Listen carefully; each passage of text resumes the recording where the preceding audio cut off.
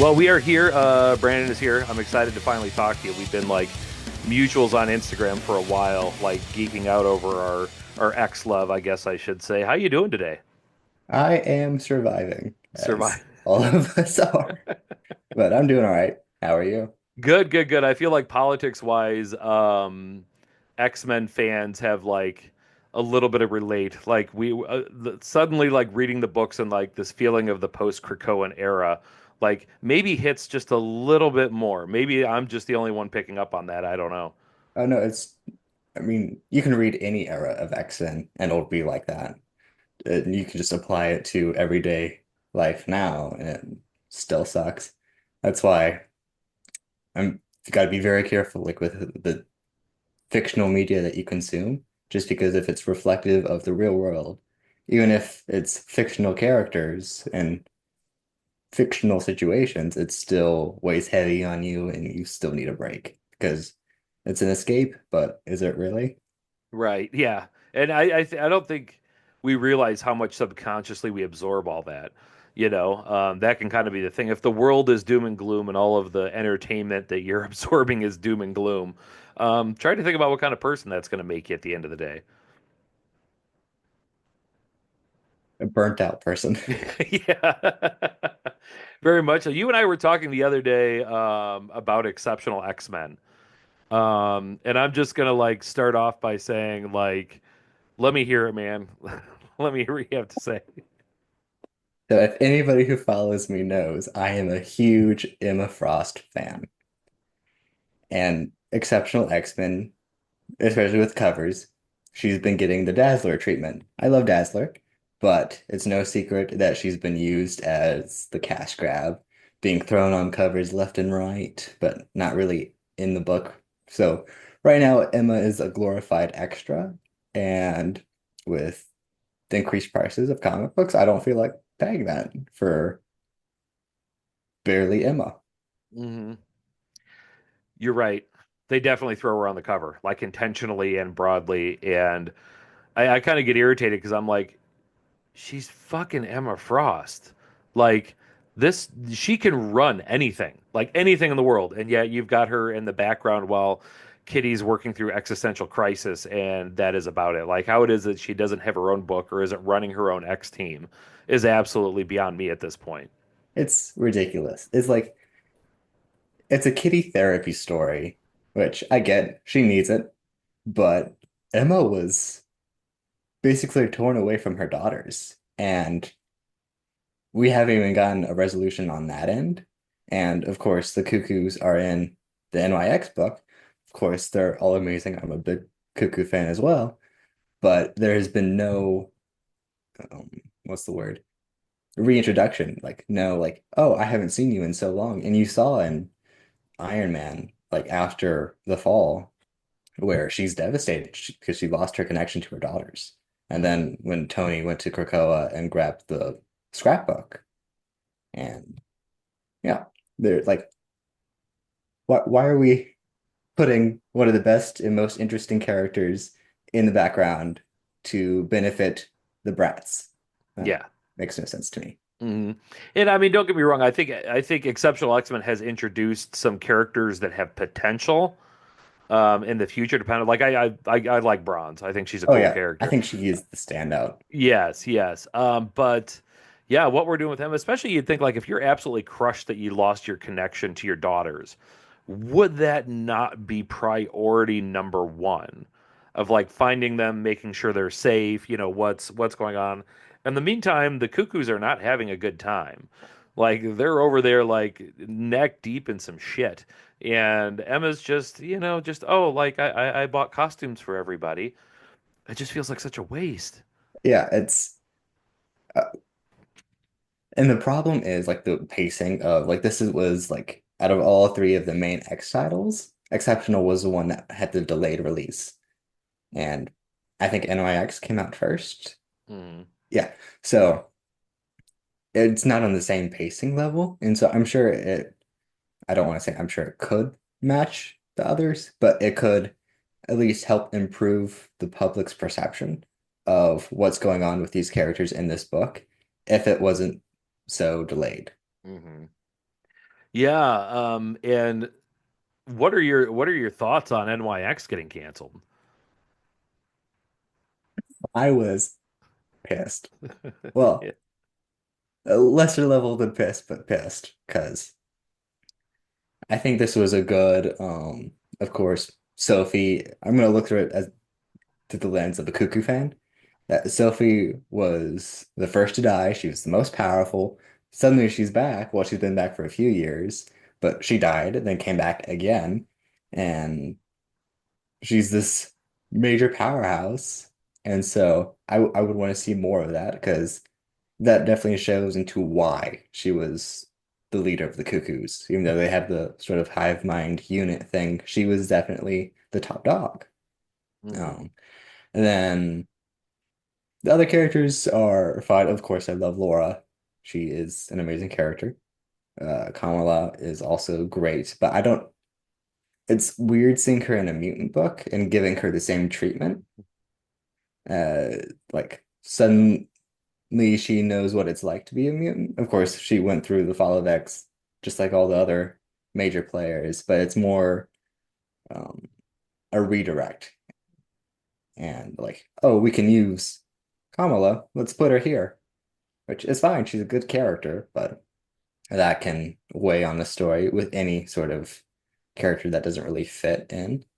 Um, but NYX has been like, there's only one book that I didn't care for, and that was like the Dazzler concert one. Oh, okay. Um, it was either that one or the one after that. But it's a good book, it's a good story, and I would love to keep reading it. Um, but no. Oh, okay. Yeah, that was to me. It was, Dazzler for decades has been a character that I've been indifferent to. I had absolutely nothing against her, but I wasn't like, oh my God, it's Dazzler, But when there's a Dazzler miniseries coming out, I'm like, okay, like I'm one of those people who like I do the podcast, so I want to read all the X books.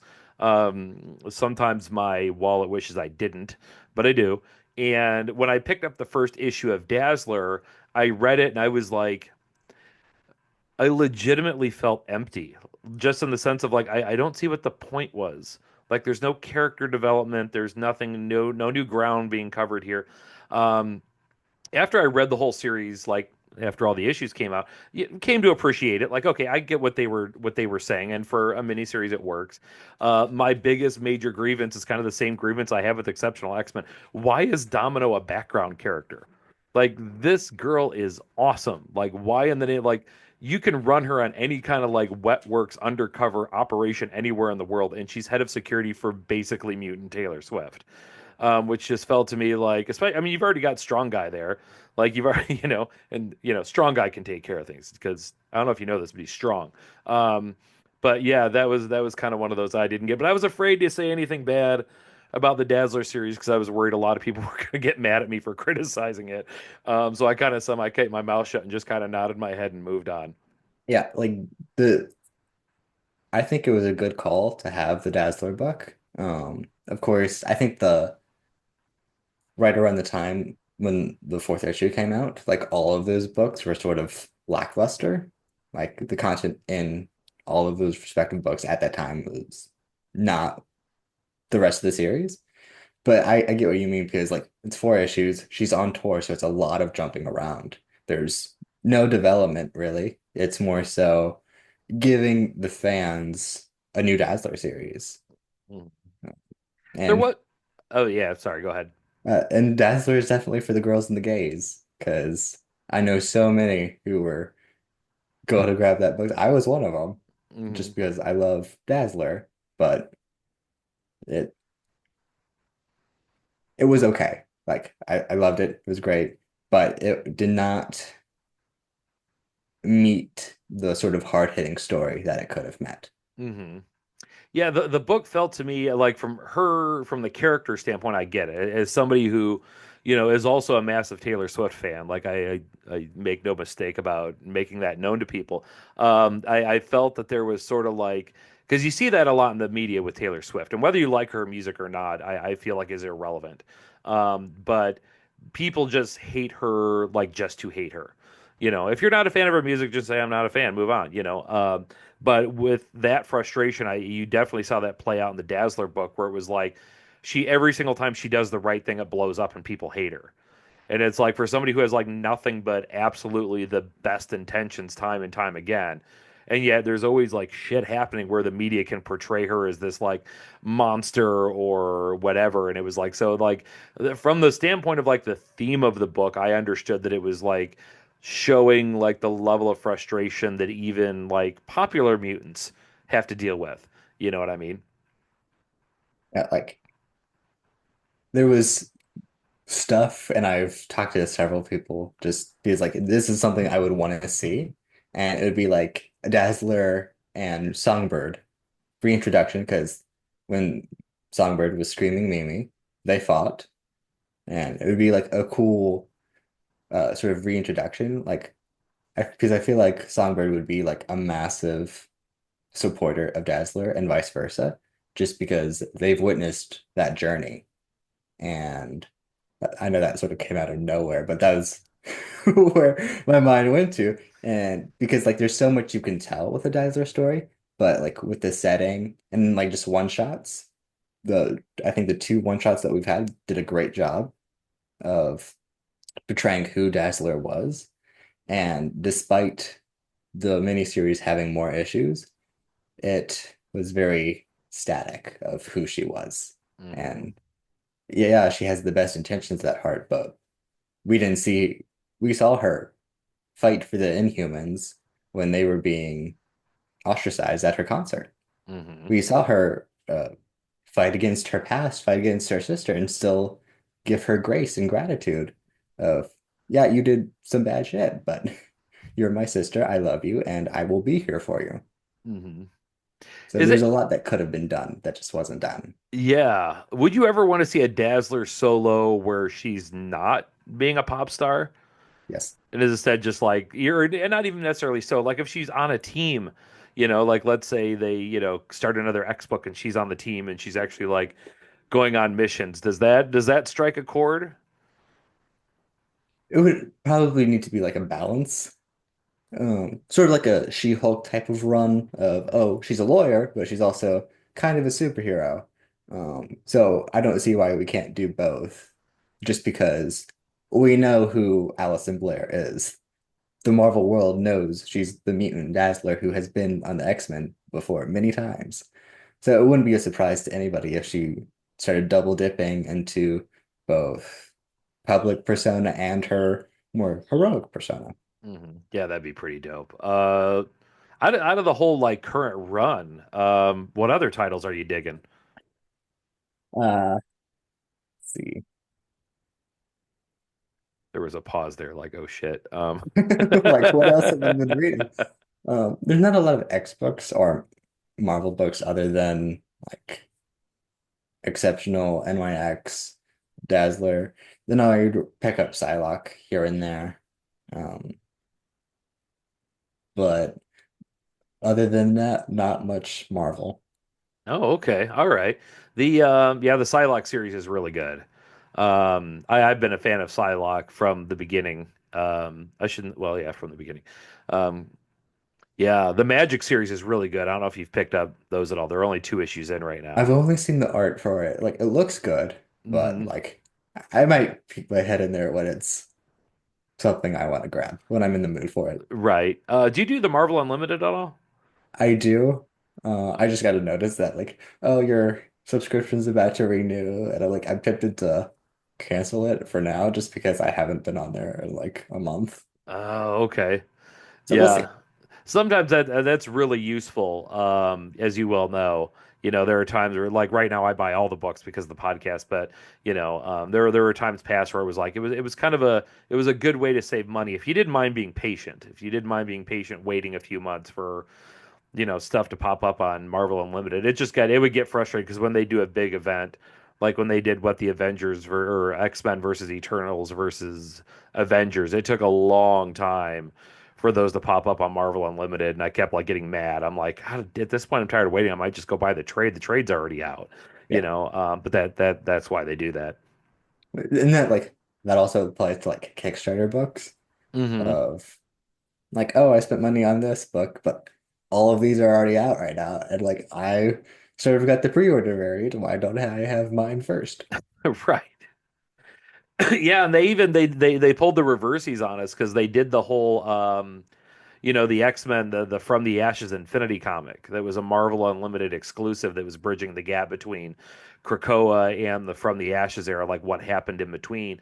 And then after all the issues came out, they put it all out in comic book form just on like the comic rack, like just like a couple weeks ago. And it's like, so you want me to like already read something on a subscription and then go pay for it in the comic book store too, which I did, but that's not the point, you know?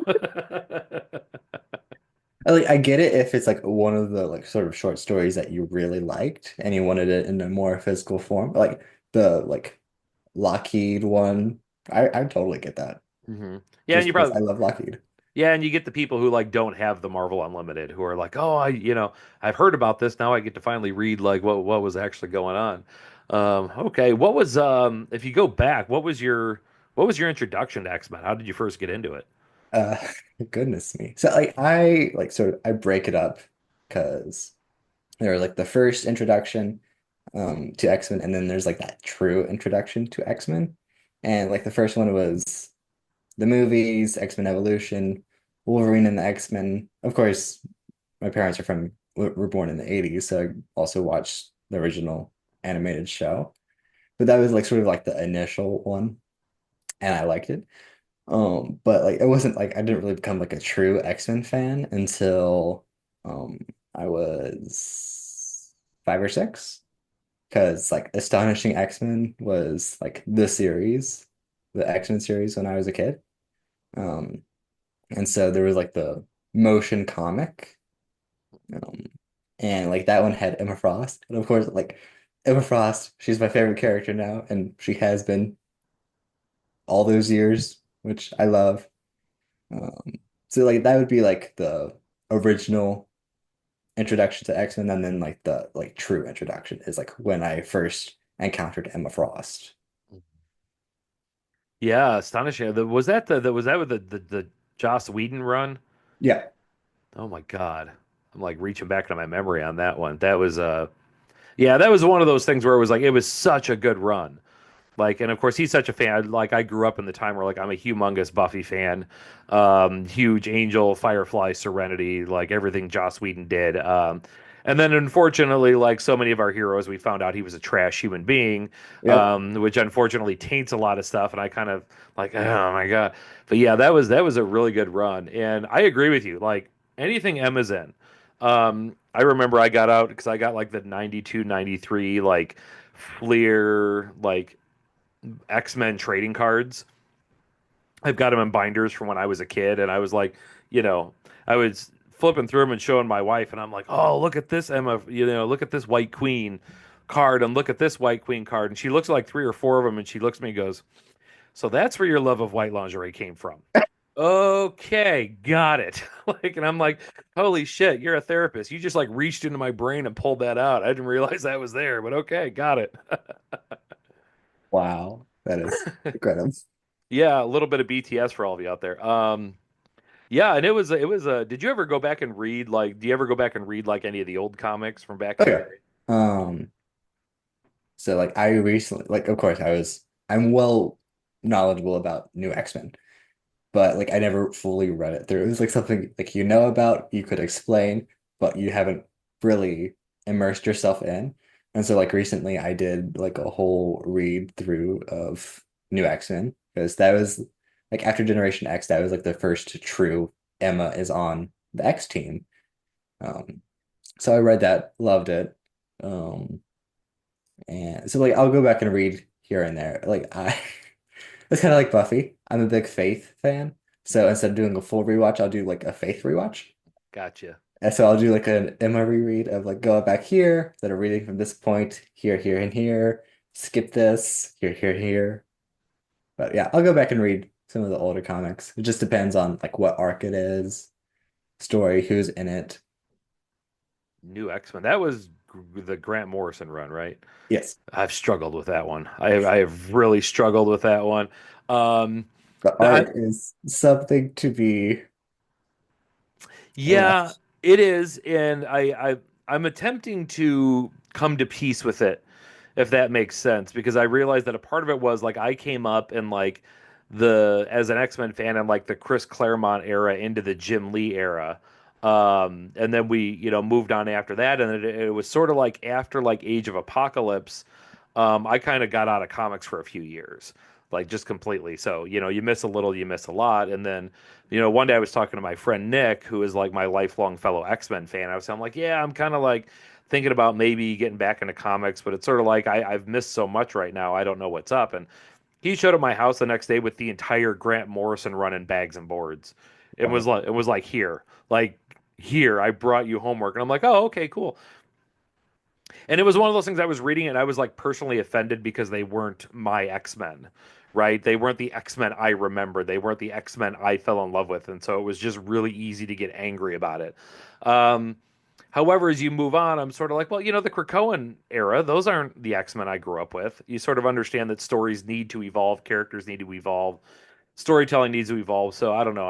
I've kind of debating maybe I need to go back and give the whole Grant Morrison run another read with like maybe less prejudiced eyes and less angry eyes at like what you did to my X-Men. Um, so we'll see. Did you ever go back since you're an Emma fan? Did you ever go back and read the Falmax Covenant?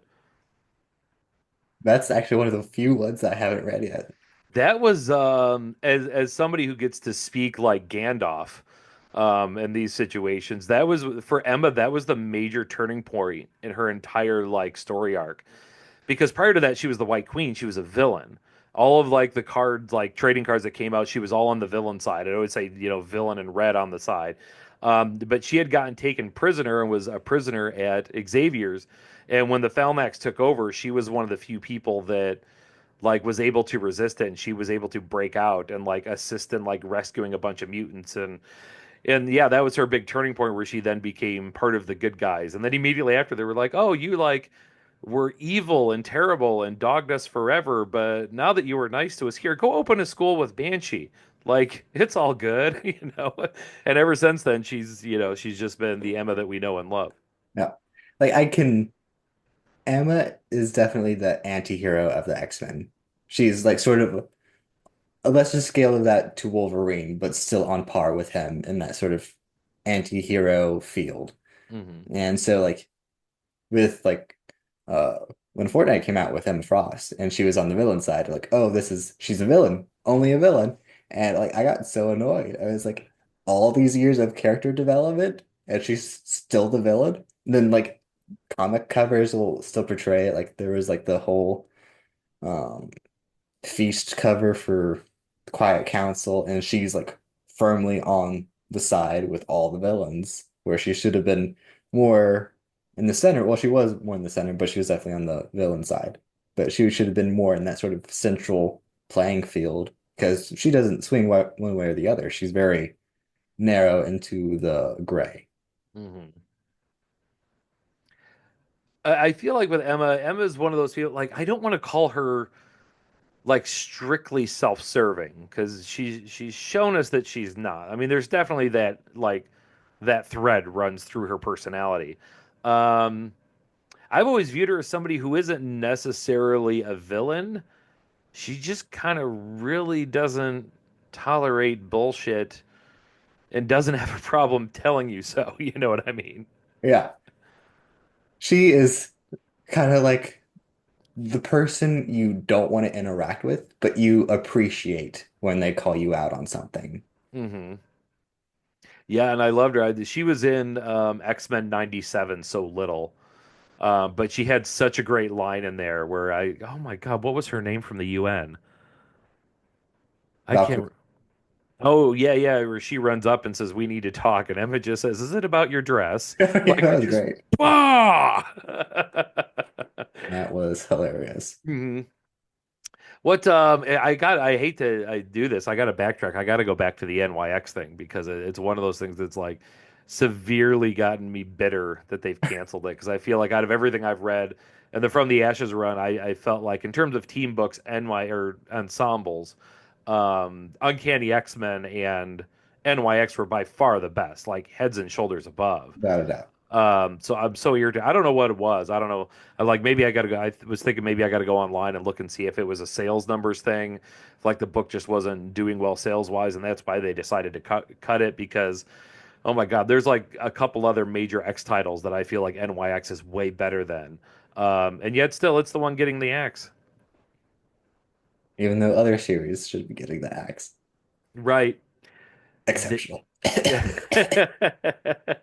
Yeah, I keep wondering with that because they're also canceling X Factor and X Force.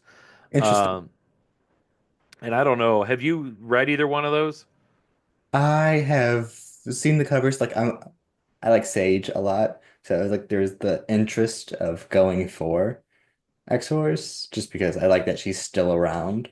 But like I don't I think I forget about it as soon as I step into the comic store. I'm like, oh, squirrel. Yeah, you're not missing a lot. Like them canceling X Factor and X Force, I sort of like shrug, like okay. Like I've read them all since issue one. Not terrible, but not mind blowing. They're just kind of meh. They're just sort of there. But like NYX is one of the ones I like would literally get giddy the day it came out. Like, oh, I get to run to the comic book store and get the new issue like the because I always get to the comic book store opens at noon, and I always get there at like 11:55. Part of the line of nerds hanging out outside and lingering, loitering, waiting for the store to open so we can rush in.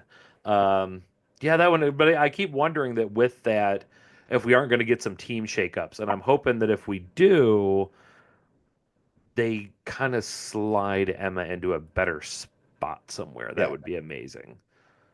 Like I've always like Emma, she's a great leader. She's also a great co-leader, and I feel like that's where like let's bring Banshee back and they can co-lead a team again because I feel like Banshee and Emma have a really good dynamic with one another. Then Hmm. let's bring the Cuckoos over and then just sort of disperse them across the remaining teams and sort of create this like large psychic net because I feel like that'd be a good call with them, especially now that they're not really on good terms. Right, yeah, and I feel like there's a ton of potential there. Because if you're canceling NYX, then that means you have Miss Marvel, you have Laura Kinney, you have Sophie, you have these characters who are like pretty important characters in the X universe who are suddenly just like not in a book. Yeah, And so, yeah, like I say we like pull the rescue cord and get Emma out of exceptional. as soon And as possible. as soon as humanly possible, like light the, fire the signal flare and let's just extricate her out of there and get something better out of it. What did you, because I think now there have been two portrayals of Emma in the live action movies. I'm curious as your opinion. Was there a third one? There was like the Generation X television movie. Oh yeah, if you count that, yeah. That's okay. We'll start there. We'll start there. What were How your about thoughts? I'll rank them for you. Okay. Just- Like there was uh the Emma Frost from the first Wolverine. No, not the first movie. The Yeah. X-Men first Origins Wolverine. that one. Yeah. And there like of course that's supposed to be Emma, but that was not even half a character. Merge her with her sister, that's Emma Frost. Hmm. But as she was just the visual Emma Frost, just because of the diamond form. That was the only distinguishing feature. So I don't think she did bad. It's just that the story was not catered to support an Emma storyline, which is fine. Not every storyline is meant for that. Um, but when you have the sisters who you break off and it's like both sets of Emma's powers, why not just merge them? Because I feel like that'd be a lot cheaper than hiring two people. Uh, and then January Jones, she had her great moments in First Class. I know that she gets shit on constantly by the X fans, um, rightfully so. Um, but to say that it's all her fault is not cool because when you think of the Hellfire Club, who do you think of?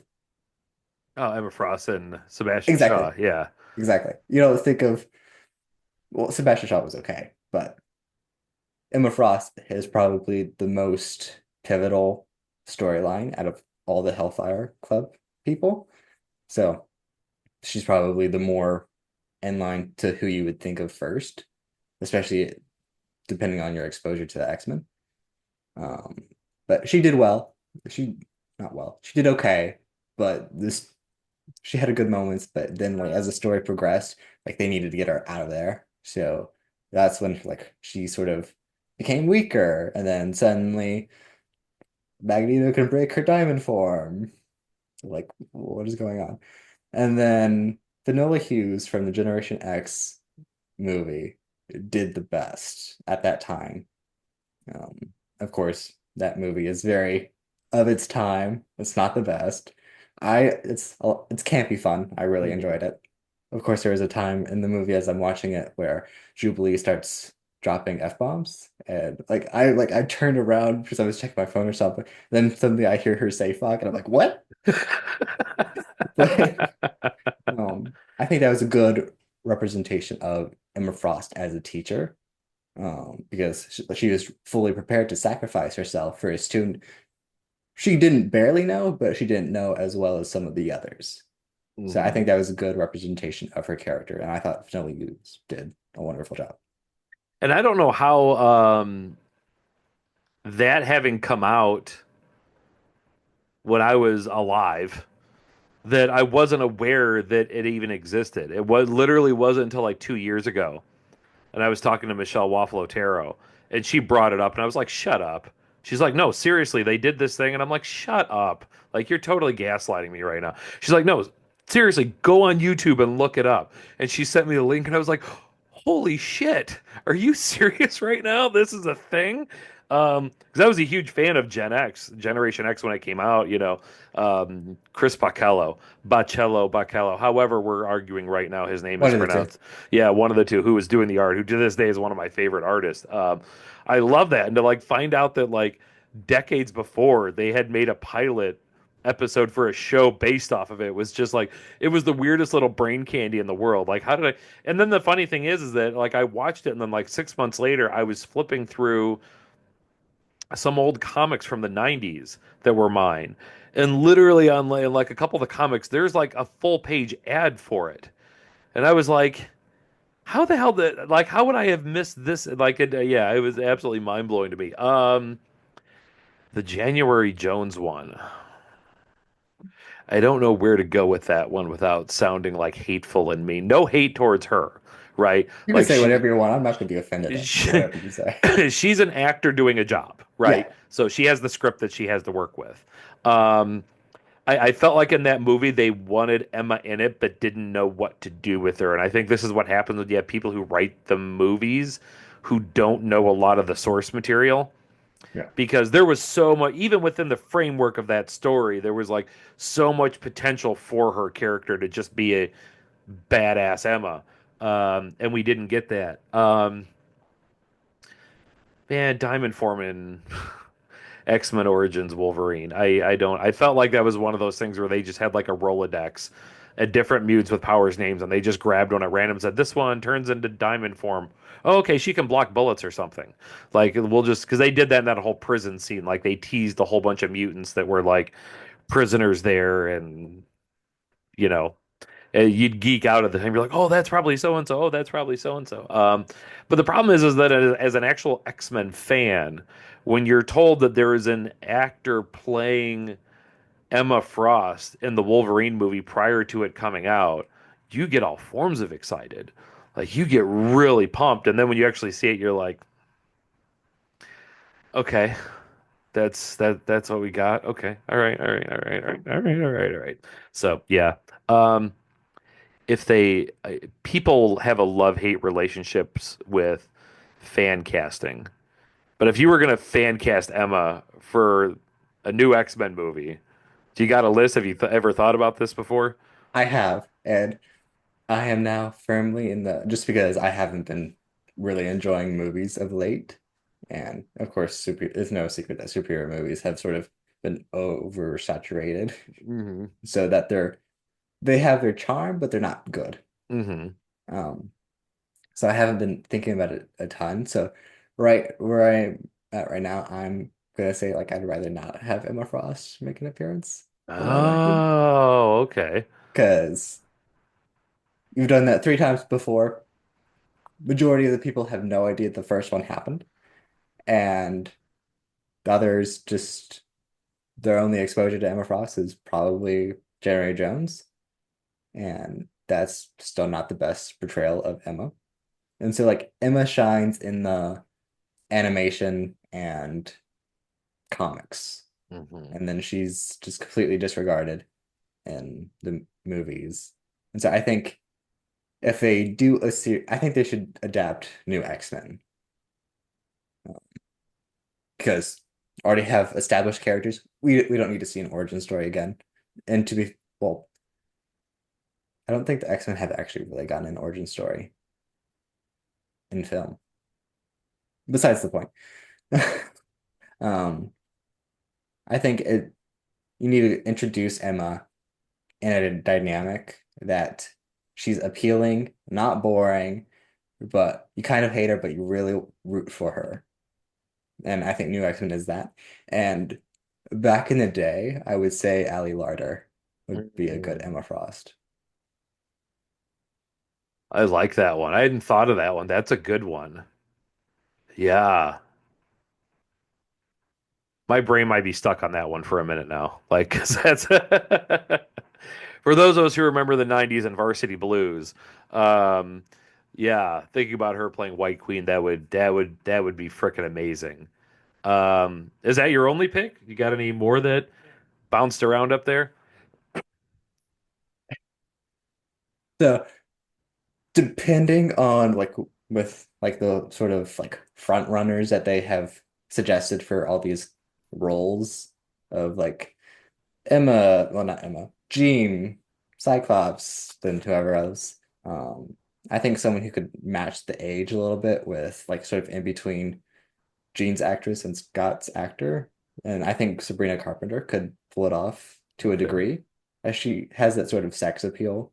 Um, and that sort of like shameless sexiness that she can do that. It just all depends. Like I've limited interaction with her acting, but a good visual Emma Frost. Hmm. All right, let me rapid fire shoot a couple names and you give me thumbs up or thumbs down. Ooh, Okay. I might have to pull up my phone to like look up some actors. Oh, you'll be okay. Sydney Sweeney. Emma Watson. Really? Wow. Okay. I really no, that one is a bit of a stretch. Um, who else would go in there? Gosh, I'm trying to think. I personally I like the. I feel terrible. I'm going to butcher her name right now, but the one that's I have no idea if there's any veracity to these rumors, but there's been talk that they're trying to get. Oh gosh, what's her name to play Rogue? Holy cow! I can't believe this just left my brain. She was in. Did you ever see Once Upon a Time in Hollywood? No. Oh, that's a shame in and of itself. Oh yeah, Margaret Qualley, if you know who that is. Nope. Okay, Oh, look that up really quick. Um, because okay, for Rogue, for Rogue, Rogue. I could see it to a degree. But I'm still like on the Emma track. Oh yeah, yeah, yeah. I've been stuck on this thing because Margaret, she's like in her movies, she's been known for like in her acting for doing this like very particular like lip bite thing that she does. And I swear to God, if they cast her as Rogue and she's in the movie and she does that lip bite after calling somebody sugar, I'm done. I am officially done at that point. Like I won't be able to function anymore. It's all over. Um, but in terms of other Emmas, that was my very very short list. I Sabrina Carpenter, I can see. I hadn't thought about that. How tall is Sabrina? Is she pretty Oh, she's short? short. Yeah, that would be. And I realize like I'm the Wolverine stan, so I of all people should not be like getting on this. But I always picture Emma as being like, you Tall, know, Amazon. Yeah, yeah, yeah. I mean, not exactly like NBA player, but you're not looking down at her.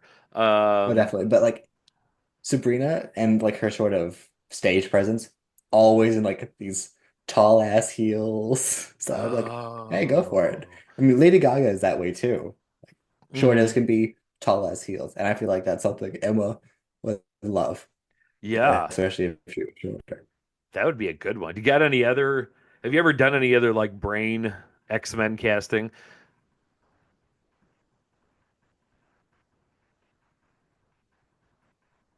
Back in the day, I think Charisma Carpenter would have been a good Emma. Oh, yes. Yes.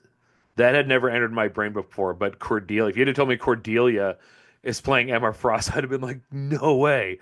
That's like, oh, give That would be somebody insane. that would. That really would.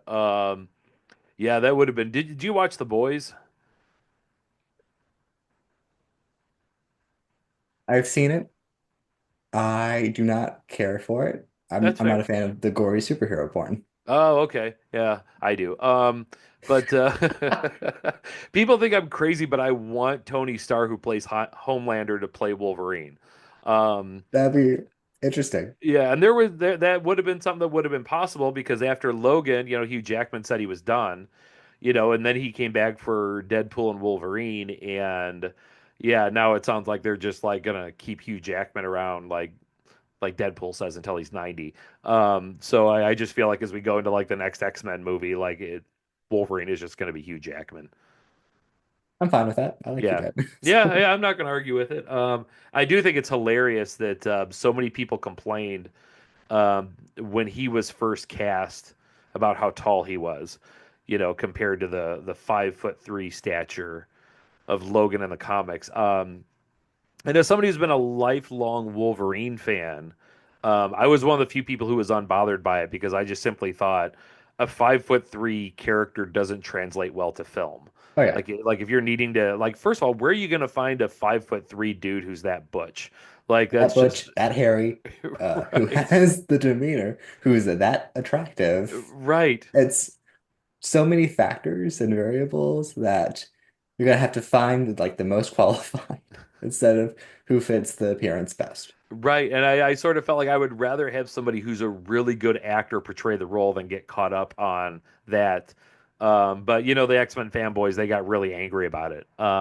Which I thought was great. Like that scene in Deadpool and Wolverine where they showed like the comic accurate height Wolverine, and just how ridiculous it looked.